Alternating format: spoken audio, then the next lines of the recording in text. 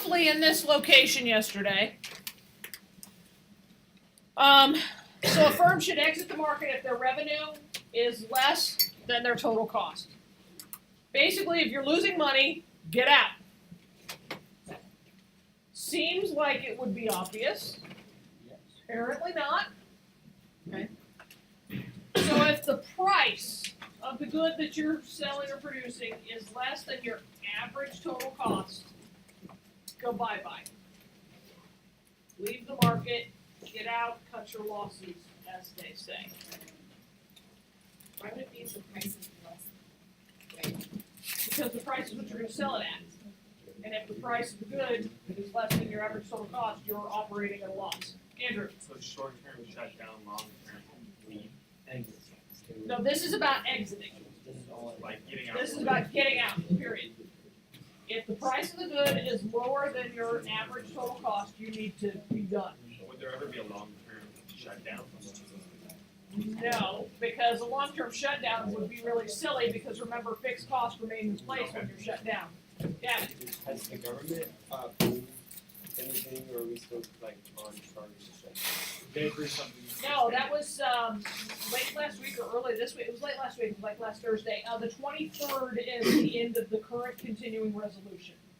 So watch the news the weekend right after finals, and we'll see what Congress does. Because the reason they set it for the 23rd is that they should be really, really interested in passing something really rapidly so they can go home for their Christmas break. And there shouldn't be much debate because theoretically, congressmen should be afraid to leave D.C. if there's going to be a shutdown if they don't vote for a continuing resolution to fund the government. If So the the House and the Senate vote to leave town, to adjourn and leave town for their Christmas break and don't fund the government, I can't imagine what kind of blowback there would be. Because the funding ends on the 23rd. Sean? If firm exits the market, can they re-enter later on? Or? If you exit the market, theoretically, yeah, you can re-enter later on, but you will have liquidated everything, so you're starting from zero. All right. When does a firm enter the market? That was great timing on that question. It's like I paid him. In the long run, you enter the market if you figure that your total revenue is going to exceed your total cost. So how do you decide to get into the business? When you decide you can make a profit. This seems like duh. Yeah. So if price is greater than your average total cost, enter the market. Yes, Q. This doesn't really happen a lot though, right? Because like a lot of times people don't make a profit for a couple of years until the business is going, right? Depends on what kind of business. I guess it's true. When when Jared started mowing lawns, he should have made profit right away, or he just wasn't charging enough. Now, if it's a market where you have to build up a clientele, you're opening a doctor's office, it may take you a little time. If you're an investment broker, you got to build up a clientele. Insurance agents usually operate at a loss for a little while. It just depends on what the business is. If I'm making a product and selling it, I better be able to make a profit pretty quickly. So is that one reason like hospitals cost so much, just because it just costs so much for that? Is that a reason hospitals cost so much? Hospitals, this is probably not what you're meaning to ask. Okay. Are you meaning to ask healthcare? Yeah. Well, healthcare is, again, a multi-layered thing. Are you talking about a visit to the doctor or an x-ray or the entire procedure of having a heart transplant? I mean, because you've got a lot of different providers in there, a lot of different services, a lot of different materials. Your question is too big for our ability to answer. Okay, so here's what your graph looks like.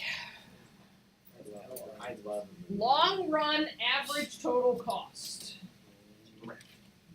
Long run average total cost. You've got to be able to do these graphs. Dayton, you just gave it the quick blank. Yep. Are these in that I book? just, Are these in that book, the orange and black book? Yeah. But I actually think that your textbook does a better job on this stuff than the orange and black book. long run average total cost. Yep. Okay, I was just sitting there trying to figure that out. Okay. Long. So the firm's long run supply curve is the portion of its, what's MC? Above the, Long run average total cost. right. So the supply curve goes from here to here. There's your supply curve. You should not be supplying down here, period. Should make none of that. Only the top half.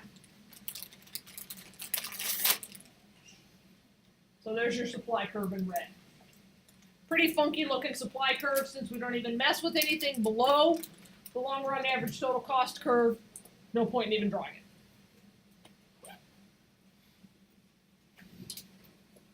Practice time. Finally.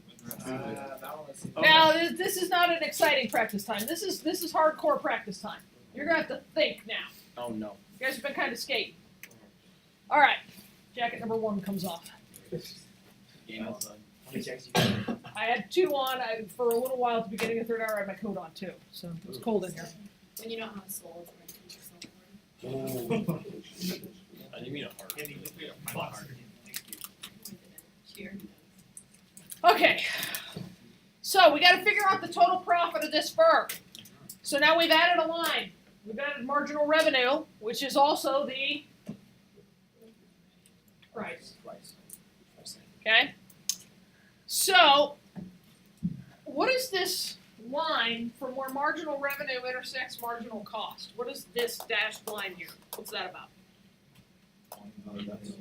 Well, this is theoretically our equilibrium. Yeah. So now we know what quantity we're selling at, and we know what price. So what are we selling? What's our revenue? What's our profit? So where is our firm's profit on the graph? Isn't it like the square? That's like above the $6 line below the, above the 6 below the $10 line. That square. So Davis says that's profit. Where's revenue? Revenue's that whole square underneath 10. Yeah. All right, let's see. Is revenue synonymous with gross profit? Say that again? Is revenue like synonymous with gross profit? Yes.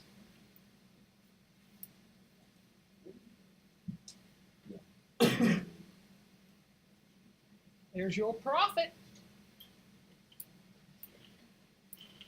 So Davis was right.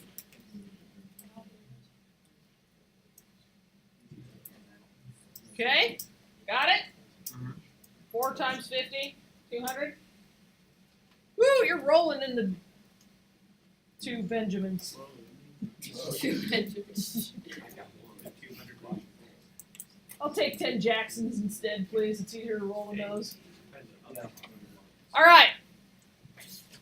Now, let's look at what happens if marginal revenue is only $3. Should we be in business? No. They should never have it. Do we have profit? No, we don't have any profit. Shouldn't you never place if it's like below that? Correct. Below Yeah. low of the 18. Yep. Can we calculate our loss at this point, though? Yes. What is it? $2 a unit. $60 loss.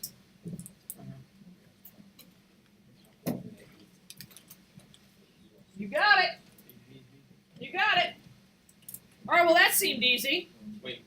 So you would write it as your profit is negative 60 or with TL? You could write it as profit, negative 60, or you could write it as total loss, negative 60. Either way.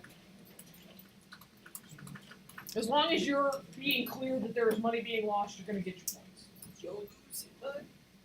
All right, so let's talk about some assumptions that we have to make when we talk about market supply.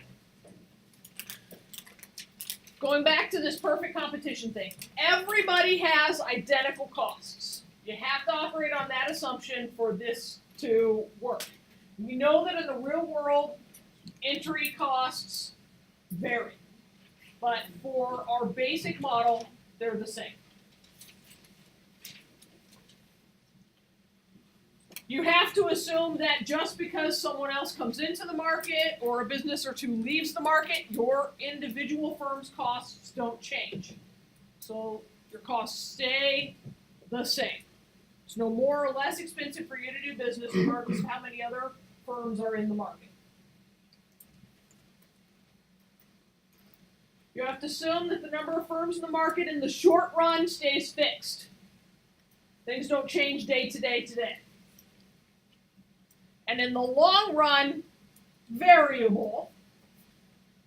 But we also have to assume that things don't radically shift. They don't go from 2 firms to 40 to 3.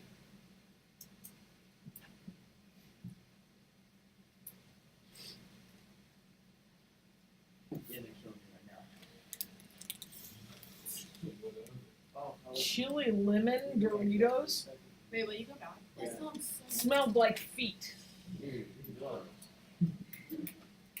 with a citrus aftertaste. Oh, yeah. Except those aren't Doritos. They're like They're like Cheetoritos. Dorito Takis? Dorito Takis. Yeah. Wait, what? They're like hollow Dorito They're made by Cheetos. Dorito, but they're Takis. Are they the Dynasticks? Yeah. Yes. Dynasticks. Sounds like so What you want? Dynasticks. I want that. This should have been brought out when Jurassic World was released.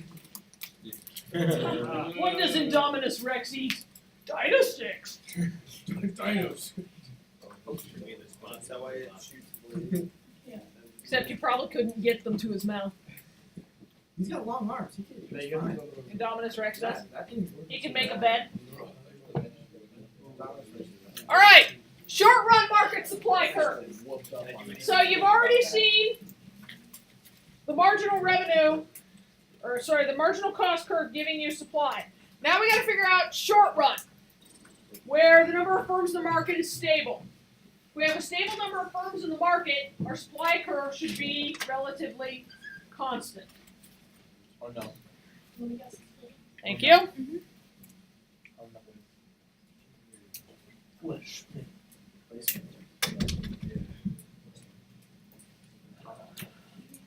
Uh-oh. I think some folks are going to Australia.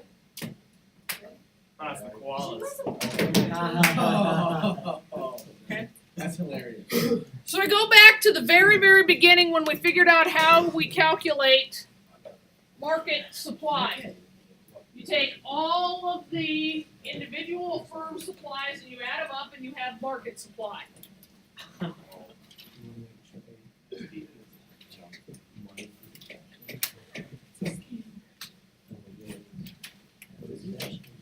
So, do you as your firm want your like supply to be like the markets, or do you want yours to be like better? Your supply is part of the market. I don't understand your question. Like, can your firms, like your variable costs, be much lower than the markets, or are they Oh, going you to would stay? love for your cost to be lower than the Are market we assuming that everybody has the same cost? to enter and exit the market. So then your variable costs will be the same as the market. To get into business, your costs are the same. We assume that your costs don't change when someone else enters or exits the business, but your costs of doing business day to day do not have to be the same as everyone else. If you're more efficient, you're ahead. Okay. All right. So we have marginal cost and average variable cost for the firm. We have 1,000 identical firms. You must, when you graph these, graph them side by side exactly like this, because you'll be moving things from one graph to the other. If you don't graph them side by side on the same line on your paper and in the same proportion, you will screw things up and you won't know why you come up wrong answer. This is being done very deliberately in this way. Don't come up with the wrong answer. Wrong answer, bad. Right answer. Good. Alright. So for the firm, that quantity is 10. Times 1,000 firms, the quantity becomes 10,000. What? Are you memeing? I wasn't eating. See how the prices are the same from the individual firm to the market graph. Pausing to let you get drawn in. Get your colors out. Now notice that the quantities on the right are spread out more than they are on the left.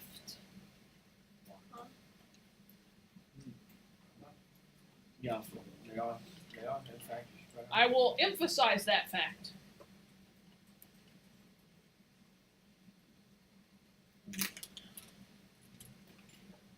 Why is that, Mrs. Hope? Scale. Oh. I thought you were No. to say something No. more than we needed to say. No. So all of those individual marginal costs add up to become the industry's supply curve, the entire market's supply curve. All right. We good? So, oh no, much drawing still going on. Waiting. I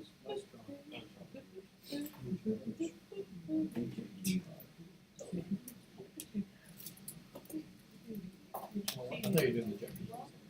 Nope. Just my waiting music. Okay. So in the long run, the number of firms can change. Remember, in the short run, we said the number of firms is fixed, but in the long run, it can change. If existing firms are profitable, then new firms are going to enter the market. If the businesses already in business are making money, that's going to be appealing to new businesses, and they're going to come into the market.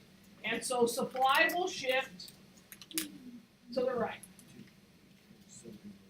Does a company's business have to particularly like an item now to help you increase their profits? If you're publicly held, yes, you have to release your profits. If you're shareholders, if you're a private business, no, you don't have to release your profits. But how else can folks tell if you're profitable? If you're hiring, if there's nice cars in the parking lot at your offices, if there's lots of advertising going on. Is that why? Yeah. Is that why car places always have the four guys out there? The thing you asked is best driver. Really? No. I think they're telling All right. you no because you're done. So, No, they can't. guys, pay attention here. Pay attention. If firms are profitable in the long run, new firms are going to enter. And thus, in the short run, supply will shift to the right. But that does not necessarily hold true in the long run. Because when new firms enter the market and increase supply, what happens to prices? They drop. Thus meaning that some firms that had been profitable will now in the short run be not profitable. And so, in general, when firms enter the market and increase supply and cause a decrease in prices, eventually some firms will leave the market, thus causing a short-run shift back. And in the long run, market supply is relatively stable. So it's a way of keeping the most efficient businesses in business. Yes. Okay. This is a snippy statement. If the market is losing ground and businesses are suffering losses, then some firms are going to exit the market and the short run supply curve is going to shift to the left, thus causing an increase in prices and raising the profitability of some companies and stabilizing the market. When we increase the profitability of some of those firms, then it becomes more enticing and we go back up to the beginning and start the cycle over. Short run shifts left, profit goes up, firms enter the market, shift the curve to the right, profit goes down, firms leave, and Shampoo, rinse, It's repeat. like a pendulum, back and forth. Rinse, repeat. Shampoo, rinse, Okay. So, how do we get to a point where we have zero profit? And do we want to be there? repeat. In the long run, yeah, theoretically that's where we end up. Is that nobody's making money. And that's where we achieve equilibrium. Because if anybody's profiting, other firms are going to want in.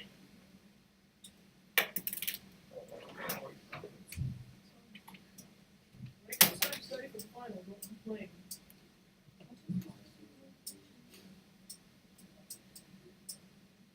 If anybody's making money, other firms are going to want in. If anybody's losing money, some of the firms are going to leave. So in the long run, for the greatest stability, we want to achieve actually zero profit. It seems counterintuitive, doesn't it? But remember, we're talking about zero economic profit. We're not talking about zero accounting profit. No, you cannot. That is a colossal fraud felony. The Securities Exchange Commission will come after you big time. What do you say? Send Even if you're private? a lot of You times lie in jail. about profit? You're What? private, No, you're you not can hide complaining profit, about you can partners. lie about profit. Like if You you can- then yeah. Okay, Hey, so cute. If you're a private business, lying about your profit is no different than taking a girl out on a date and wrapping a 20 around a wad of one, so it looks like you've got a big wad of cash in your pocket. no, I'm not, I'm saying like, Jared. if you like lowball your profit. Yeah, no, Like if you're no. a restaurant. You can't lie about If you're profit, you can private- hide profit. If you're You privately can't lie owned, about it. well, if you lie about it to the IRS, then No. it's also still a felony. Yeah, if you lie about it, But but you can hide nobody, it. by nobody lying has about the right Put to it know in your that profit Chinese if you bank are a account. privately owned business. Okay, So you can say whatever you want. Put it in the European vault, just exchange. Just buy a whole bunch If I of sell, stuff. just if I sell that's this, useful hey, I'm actually for- making this much money, it kind of sucks, they leave, and so then more people come to my business. But what? When price is equal to the average total cost, we are at a zero profit level. Then you make more money, so then new places see you making money. But I'm lying about my profit, that's what I'm saying. To them, and they leave, but then you come in. Guys, come on. When profit is equal to average total cost, we're at a zero profit. And since firms should produce where marginal revenue equals marginal cost, the zero profit condition is where marginal cost equals the average total cost. Confused yet? No. If you did a little studying last night and internalized all of these acronyms, you shouldn't be.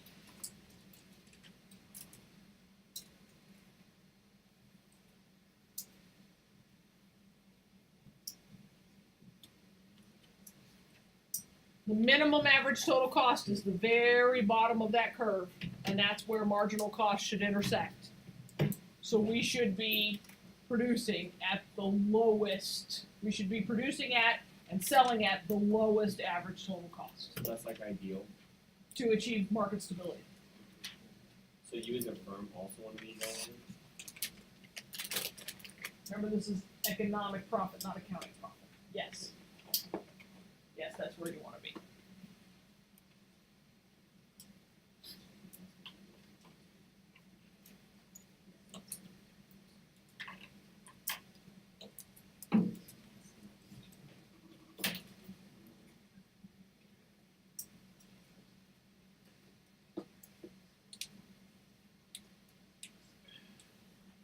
Okay, so in the long run, price should equal the minimum average total cost.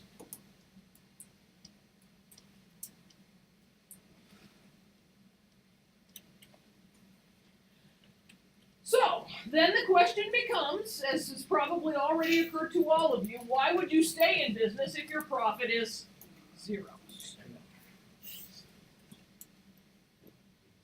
Because, as I've kept emphasizing, we're talking about economic profit, not accounting profit. Anybody want to dum-dum? Yes. Gavin said yes first. Yes, please. Alright. So we'll stay in business because we don't care about the owner's implicit costs. In the zero equilibrium scenario, firms are earning enough to cover those implicit costs, and our accounting profit is definitely positive, because accounting profit doesn't take into account implicit costs. So, here we are back in our long run curve. We should be earning zero profit, so we carry that over.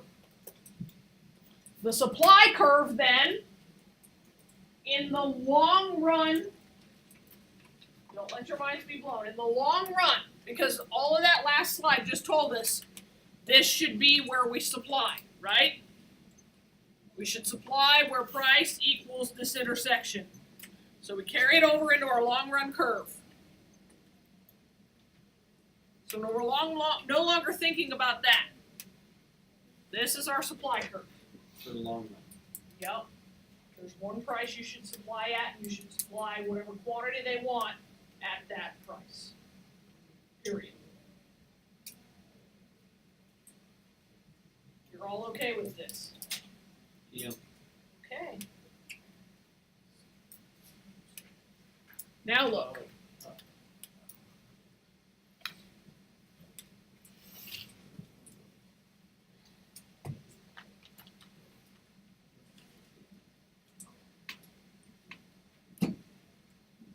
So you can supply, or you can price above and below that, but in general, it should even out to be at that middle price? Or that middle price for supply? Well, what is that supply curve doing there? If we have long run supply. It is the short-term supply. Okay, S1 is the short-term supply. So let's talk about what happens when demand increases.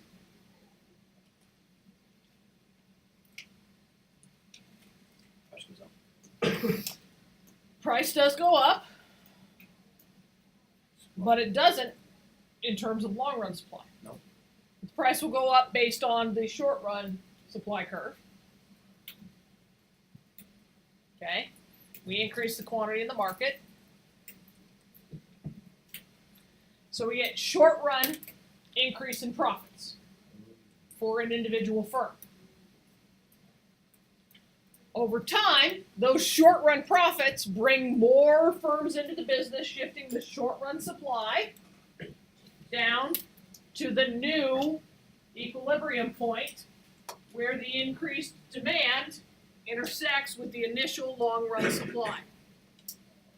Yes, Gavin? Is that cycle we just talked about? Yes. Yeah. Now you're seeing it graphically. It made perfect sense in your head. Now you're seeing what it looks like on paper in the graphs. Got it? Mm-hmm. Okay. Now that brings the price back down.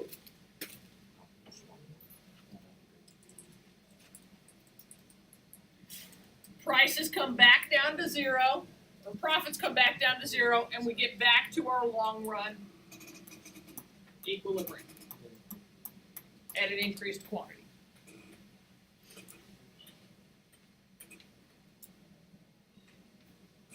All So- good? So that's what it should always go back to. Yes, it should always end up back at that long run supply. Yeah. Okay, so quantity increases, and if you were to start the whole cycle over, and you created like a new demand curve, wouldn't just quantity keep increasing? Quantity would keep increasing, or quantity would keep decreasing.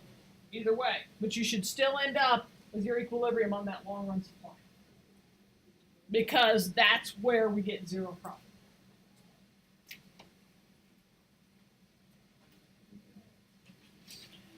Okay. There are instances where the long run supply curve slopes up, or it's not a perfectly elastic curve. It's horizontal when everybody has identical costs and when the costs don't change as people enter or exit the market. If either one of those things fails to hold true, then that long run supply curve is going to stop being perfectly horizontal.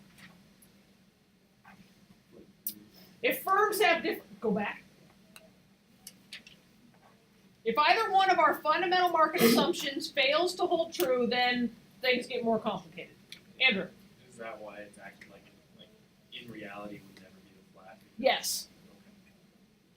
Yes. Because we don't have identical costs. Yeah. There's no way everybody has identical costs, and there's no way your costs don't change the more firms there are in the market. Because if there are inputs for the goods that you're making and more firms enter the market, then they're competing for those same inputs and driving the price of the inputs up, changing your costs. If there's only so much skilled labor that your industry needs, you're driving up labor costs when you compete for the same employees, et cetera, et cetera, et cetera. It is natural that these things would be different. Okay? All right, so firms are going to have different costs. As the price rises, the firms with the lower costs are going to enter the market before those with higher costs. Those who can do business more profitably are going to come into business sooner. This should make sense, right? Who made the Kool-Aid stands in the neighborhood? The kids whose mommies and daddies bought the Kool-Aid. If you had to go buy your own Kool-Aid or lemonade powder, you didn't enter the market until the Kool-Aid was more expensive per glass. Okay? The more P goes up, the more worthwhile it is for those firms with higher costs to enter the market. Right? So the more competitive the market's going to become. Okay? The higher that short run supply is going to be.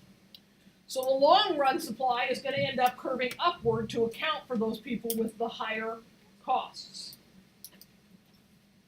So at any price, for the marginal firm, meaning that firm that just came in, that last firm to enter the market, price should still equal average total cost. But when we're talking about their costs increasing, that means that for every firm, if we were to draw 5 curves side by side by side, that supply curve, that long-run supply curve is going to be sloped a little bit to account for those increasing average total cost curves. So does it give incentive to stay in the market longer then? Not necessarily. Not necessarily at all. It all depends upon where price ends up. So if you like leave the market and you like re-enter it, you start out back again as a marginal firm, even though you're like way up there. Marginal just refers to the last one to get in.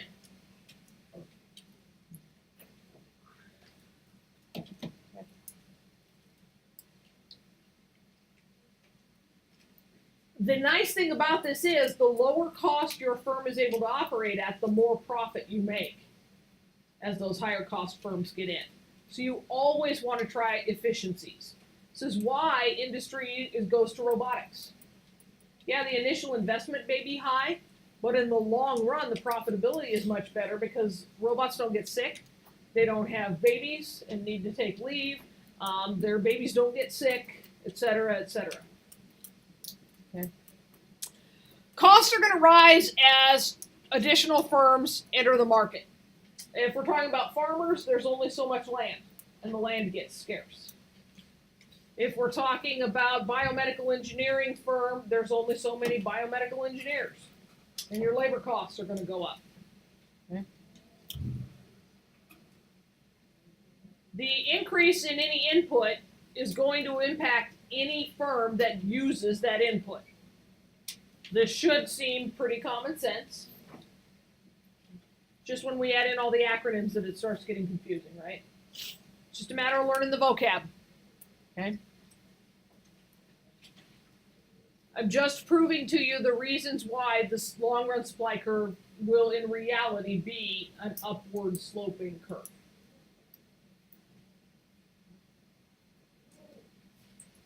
Are you with me?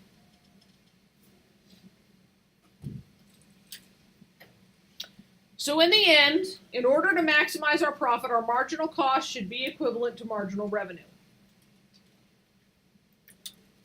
When we're at perfect competition, price should equal marginal revenue.